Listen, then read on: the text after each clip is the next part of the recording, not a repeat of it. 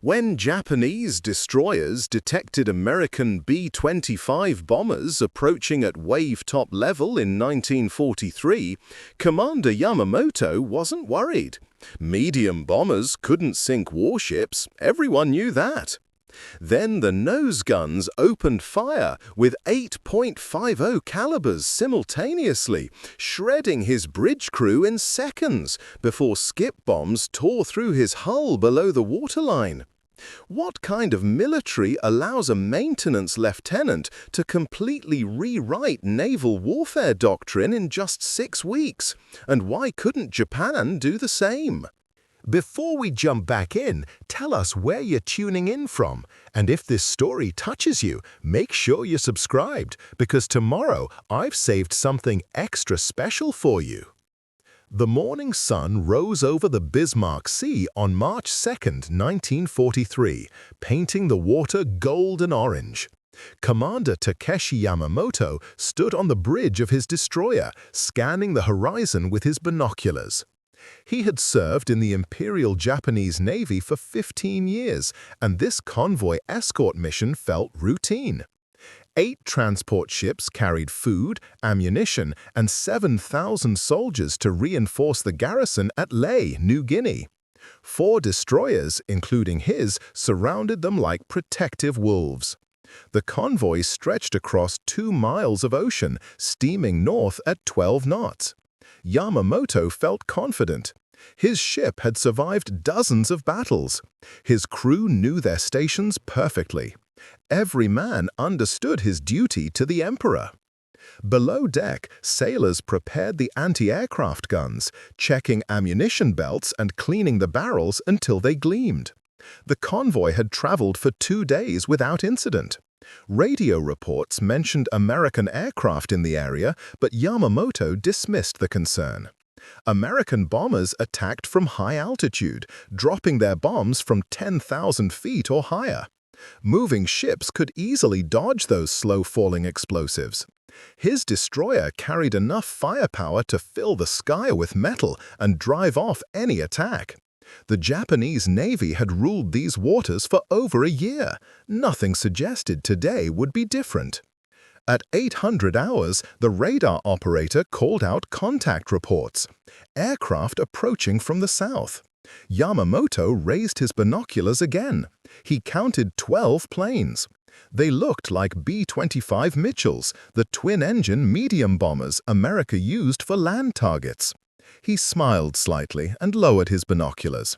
These aircraft posed no real threat to warships.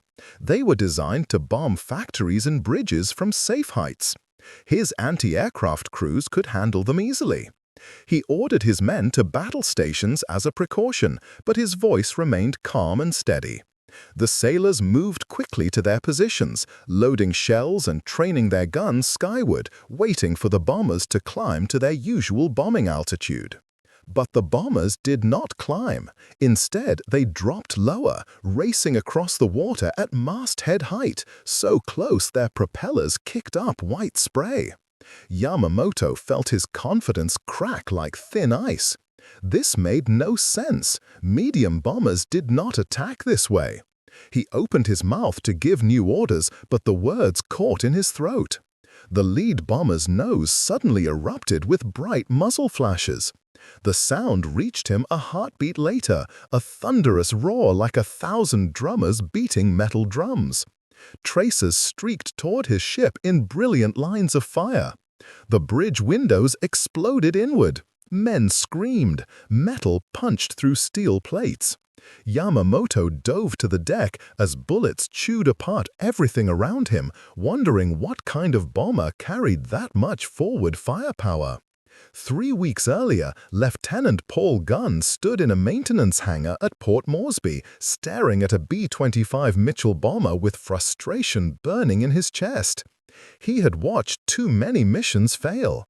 American bombers flew high over Japanese ships, dropped their bombs, and watched the enemy simply turn away from the falling explosives. The ocean was too big, and ships moved too fast. High-altitude bombing against moving targets was like trying to hit a running rabbit from a tall building.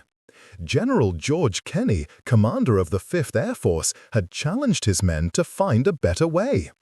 Gunn believed he had the answer, but it required changing everything the manual said about how bombers should work. Gunn walked around the aircraft, his boots echoing on the concrete floor. The B-25 already carried two 50-caliber machine guns in the nose for defense. What if they added more? What if they turned this medium bomber into a flying destroyer? He sketched his idea on a piece of paper, showing 8 forward-firing guns packed into the nose, all aimed straight ahead. When mechanics saw his drawings, they shook their heads. The manual did not describe this modification. Orders from headquarters did not mention it. But Gunn had General Kenney's permission to experiment, and that was enough. Within days, teams of mechanics began pulling guns from damaged aircraft, mounting them in B-25 noses using whatever brackets and bolts they could fabricate in the field workshop. Preparing and narrating this story took us a lot of time, so if you are enjoying it, subscribe to our channel. It means a lot to us. Now, back to the story. The first test flight happened on a clear morning. The pilot lined up on a practice target, a wooden structure floating in the harbor. He dove low, just 50 feet above the water, and pressed the trigger. All 8 guns fired at once, creating a sound like thunder rolling across the bay. Bullets converged in a cone of destruction, shredding the wooden target into splinters in seconds. The impact was devastating, far beyond anything a normal bomber could deliver. Gunn watched through binoculars and grinned. This was not just more firepower. This was a completely new way to fight. But the guns were only half the solution. Gunn also taught pilots a technique called skip bombing. Instead of dropping bombs from high altitude, pilots would release them at extremely low level, just above the waves. The bombs would bounce off the water like flat stones skipping across a pond, then slam into the side of enemy ships at or below the waterline. Combined with the nose guns, this tactic would suppress the enemy's anti-aircraft fire first, then deliver bombs that could not miss. The Japanese expected bombers to attack from above. They positioned their guns to shoot at the sky. Nobody prepared for an attack that came screaming across the water at 200 miles per hour with 8 machine guns blazing. The modified B-25s were ready. The convoy in the Bismarck Sea would be their proving ground, though Commander Yamamoto had no idea what was coming toward him that morning. Commander Yamamoto clung to a piece of floating wreckage, watching his destroyer slip beneath the waves. Oil spread across the water in rainbow patterns. Bodies floated nearby. Overhead, more B-25s continued their attack runs, methodically destroying every ship in the convoy. The battle lasted 3 days, and when it ended, all 8 transports and all 4 destroyers were gone. 7,000 soldiers drowned. Yamamoto survived by holding on to debris for 18 hours until a submarine rescued him. 2 years later, after Japan surrendered, he found himself in an American prisoner of war camp in the Philippines, alive but confused about everything he thought he understood about war. The camp was not what he expected. Guards treated prisoners with basic dignity. Food arrived regularly. Medical care was provided. One afternoon, an American technical officer approached Yamamoto's barracks carrying a folder stuffed with papers and photographs. The officer knew Yamamoto had commanded a destroyer at the Bismarck Sea. He wanted to explain what had happened that day. Yamamoto agreed to listen, though part of him dreaded learning the truth. The officer spread maintenance manuals and photos across a wooden table. Yamamoto stared at images of B-25 noses packed with 8 machine guns, crude metal brackets holding salvaged weapons in place. The modifications looked simple, almost primitive, like something created in a small workshop rather than a factory. The officer explained that a maintenance lieutenant named Gunn designed the modifications. He did not ask permission from Tokyo or Washington.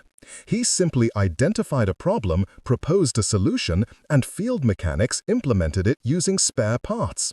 Multiple squadrons tested different versions at the same time. Within 6 weeks, the entire tactical doctrine changed. Junior officers were encouraged to experiment. Failure was accepted as part of learning. Results mattered more than following the manual. Yamamoto listened in silence, feeling something crack inside his chest. He had spent 15 years mastering naval warfare exactly as the Academy taught it. These Americans rewrote the rules in 15 days. That night, Yamamoto sat alone and wrote in a small notebook the guards allowed him to keep. His hand shook as he formed the characters. He wrote that Japanese culture demanded they face enemies with honor and tradition. American culture demanded they face enemies with whatever worked. He had believed flexibility was weakness, that changing doctrine showed lack of discipline. He was wrong. The greatest strength was the ability to adapt when your first plan failed. The B-25 forward guns were not just weapons. They represented a culture where mechanics and lieutenants could change the course of war without waiting for admirals to approve. His navy had lost because it valued tradition more than innovation, honor more than results.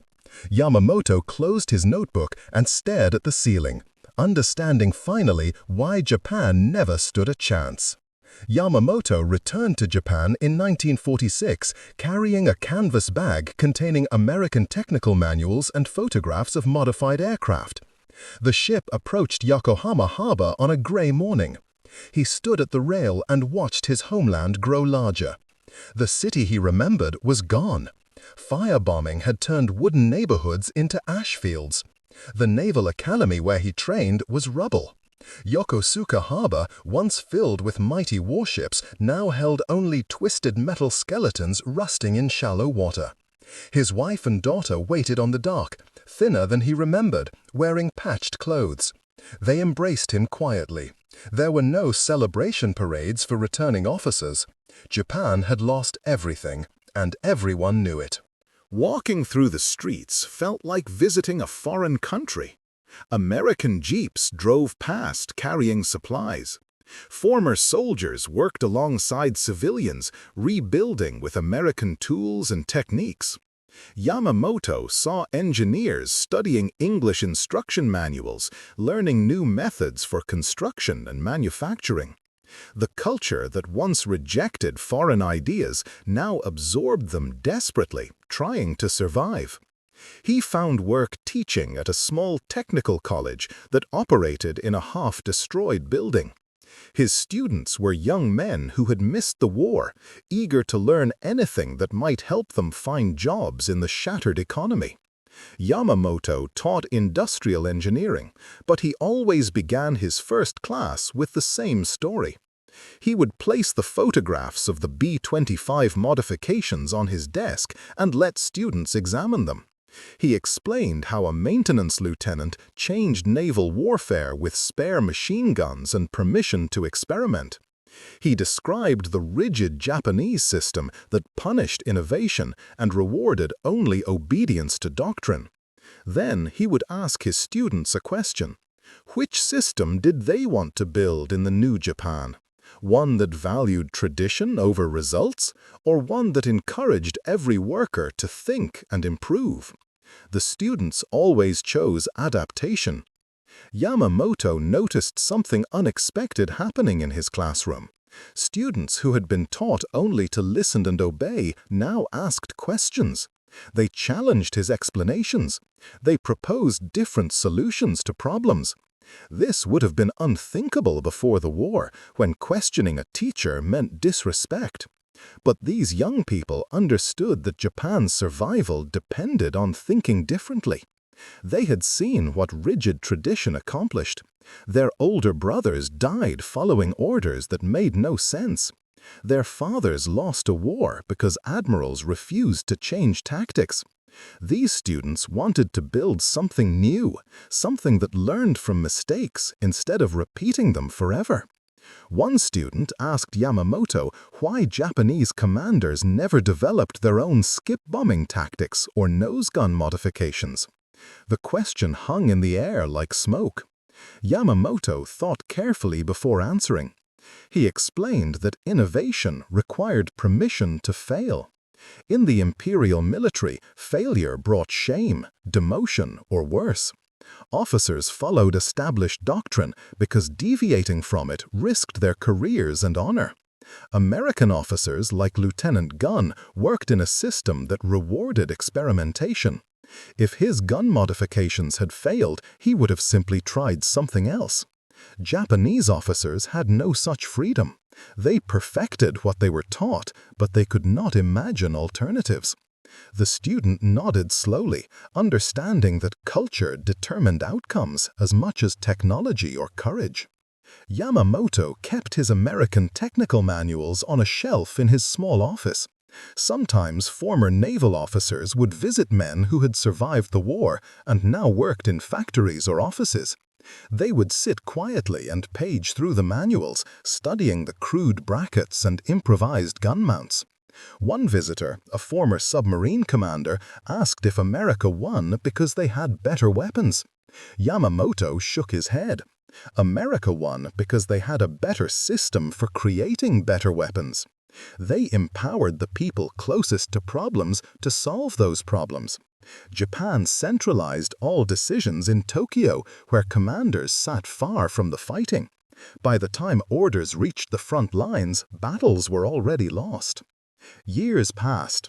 Yamamoto watched Japan transform. Factories adopted American management methods. Companies created systems where assembly line workers could suggest improvements without fear. The idea of continuous improvement, learning from failure, and rapid adaptation slowly became part of Japanese industrial culture. It was strange and painful to realize his country learned these lessons only after total defeat. The economic miracle that followed, the cars and electronics that conquered world markets, all grew from seeds planted in the ashes of military failure. His daughter grew up and became an engineer at a manufacturing company. She came home one evening and told her father about a new program at work. Any employee could submit suggestions for improving production. The best ideas would be implemented immediately. Workers on the assembly line often knew more about problems than managers in offices. The company wanted to capture that knowledge. Yamamoto smiled. This was exactly what he had been teaching for 20 years.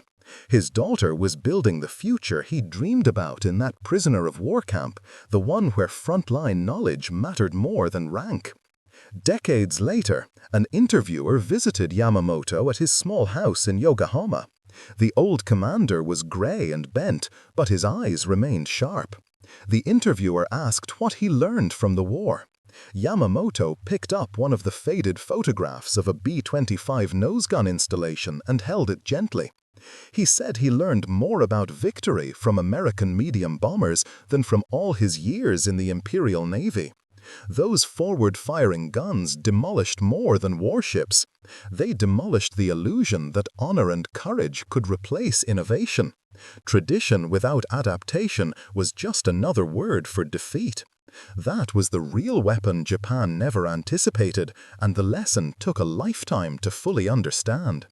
He set the photograph down and looked out his window at the busy street below, where Japan's new generation rushed forward, no longer bound by the chains that had once held their fathers back. Up next, you've got 2 more standout stories right on your screen. If this one hits the mark, you won't want to pass these up. Just click and check them out. And don't forget to subscribe and turn on the notification bell so you don't miss any upload from us.